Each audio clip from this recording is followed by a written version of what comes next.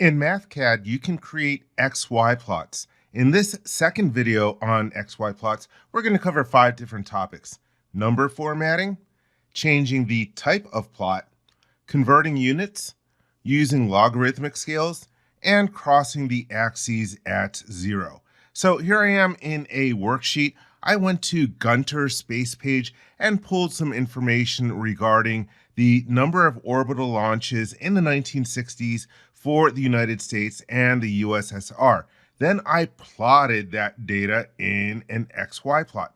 And so the first thing that I noticed is that when it plotted the year, by default, it used Mathcad's base unit for time, which is in seconds, but this data is supposed to be in years. And so if you want to change the units for an axis, you can click in the units placeholder, you can delete the unit that is placed in there, and you can either type in the new unit that you want. If you are unsure of the unit, you can go to the Math tab and then the units drop down. And here we are in time, and I can see that year is YR, but I can just click on it and place it in the cell and then click, and there we have it plotted. And the next thing I notice is that the years are showing up in scientific format. So let me click on the number, and then I can go to the Math Formatting tab. And actually right now it's using general formatting, but I'm going to change to decimal and then click outside.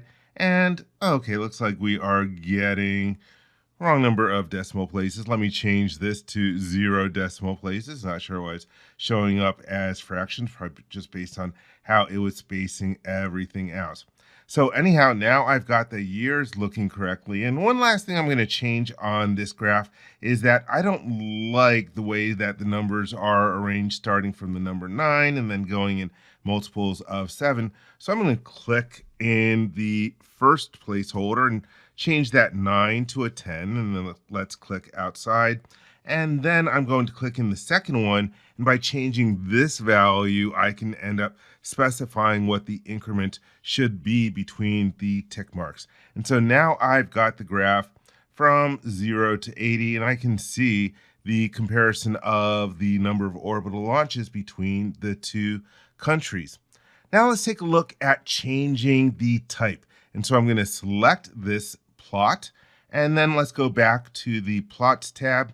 And then we have a change type drop-down list that gives us a number of different choices. Right now it is using the line trace. There are about 8 different choices in here, but be aware that not every single one of these choices is going to be permissible based on the data that I am plotting. So here we have the choice for a column trace. I will click on that.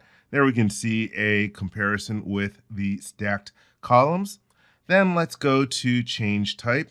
There's bar trace, and bar trace, well, this really doesn't make sense for this data. Let me go to stem trace.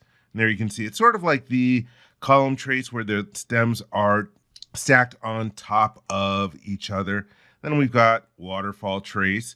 That's sort of like the initial line trace, but you can see the different dots for the individual values. Then we have error trace, Bach trace, and effects trace. None of these will be allowed to be used for this particular one just because it doesn't make sense. So for example, I go to box trace and it warns me that a box trace must have an array of at least 5 values per row on the Y legend and a column vector of strings on the X legend.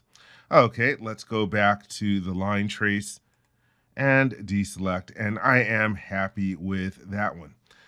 Now let's go down to another set of data, and this is data for a random vibration analysis. With a random vibration analysis, you are going to have probabilities of having certain accelerations at different frequencies. That's a very brief explanation of it.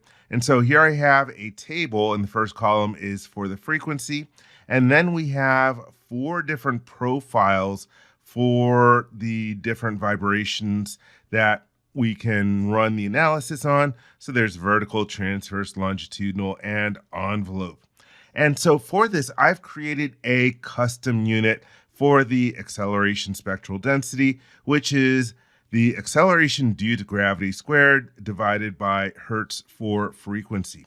And so let's take a look at changing units placeholders once more.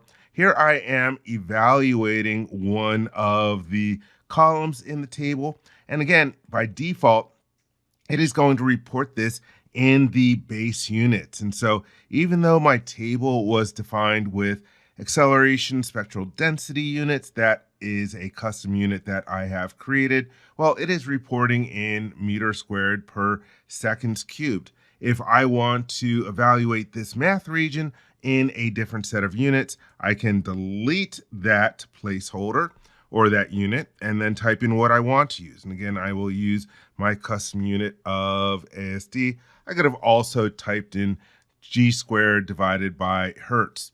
So now let's scroll down and take a look at a graph that I have created of these different values.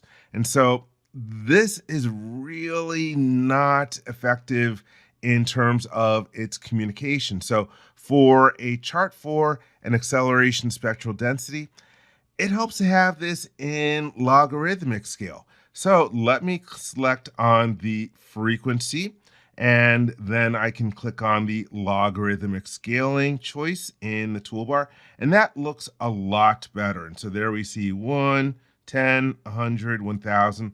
And so the graph is looking better, but it would also help if my y-axis was also showing up in a logarithmic scale. So let me select my y-axis, and then I can choose logarithmic scaling.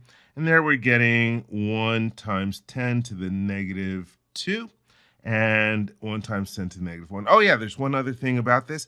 Here I have my placeholders, which once again are in the base units for my worksheet, meters squared per second cubed. But I really want this to be in that custom unit of acceleration spectral density that I created. So once more, I can delete what's in there and then type in the unit that I created, ASD. I'm going to repeat that for the other different traces that I have in my XY plot. Let's change that one. Let's go to this one. I'm trying to put my placeholder to the right so I can just do a backspace to delete that and then type in ASD.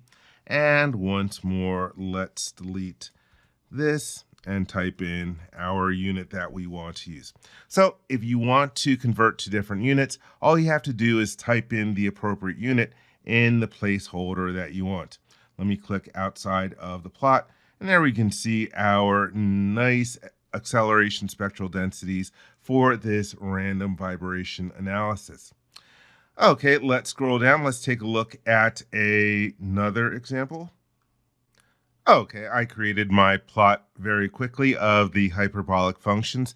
The first thing to note for your plot, let me select on the plot, is that you can grab the x and the y axes, and you can actually drag them where you want them to appear. So for example, maybe I want the vertical axis to be all the way to the left. Then I can grab the horizontal axis and drag it all the way to the bottom so that we can see our different values. But let's say that you do this and you decide that you no longer want it with that kind of formatting. Well, all you have to do is select your XY plot. And here we have the option to cross the axes at 0, 0, and it will restore our vertical and our horizontal axes to being at x equals 0 and y equals 0. So there you have it, 5 additional customizations or configurations for your XY plots. Number formatting, changing the type of XY plot, changing the units for your plot, using logarithmic scales, and crossing the axes at 0. Thank you very much.